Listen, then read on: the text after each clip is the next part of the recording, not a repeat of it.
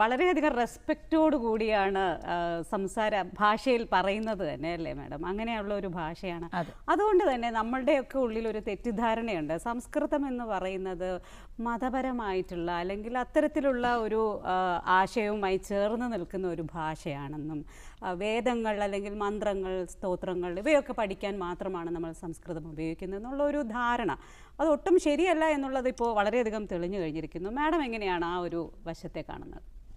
നമ്മൾ ശ്രദ്ധിക്കേണ്ട ഒരു കാര്യം വളരെ പണ്ട് ഭാരതത്തിലെമ്പാടും എല്ലാ ആൾക്കാരും, അതായത് ഒരു തേരാളിയും ഒരു കർഷകനും ഒരു മരം വെട്ടുകാരനും ഒക്കെ ഉപയോഗിച്ചിരുന്ന ഒരു ഭാഷയാണ് സംസ്കൃത ഭാഷ. അത് സംസ്കൃതത്തിലെ മഹാഭാഷ്യം എന്ന് പറയുന്ന ഗ്രന്ഥത്തിൽ അതിന് ഉദാഹരണ സഹിതം കൊടുത്തിട്ടുണ്ട്.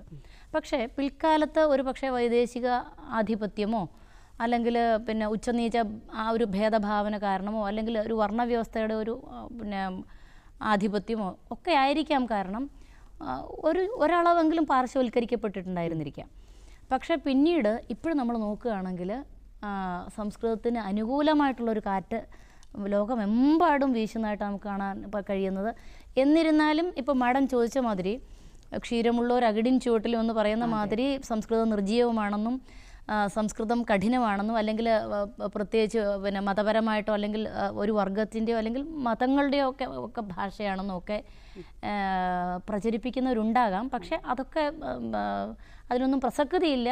അതൊക്കെ വെള്ളത്തിൽ വരച്ച വര പോലെ നിഷ്പ്രഭമായി തീരുമെന്നത് കാലം തെളിയിച്ചുകൊണ്ടിരിക്കുകയാണ്. മാഡം ഇപ്പോൾ കോളേജ് അധ്യാപിക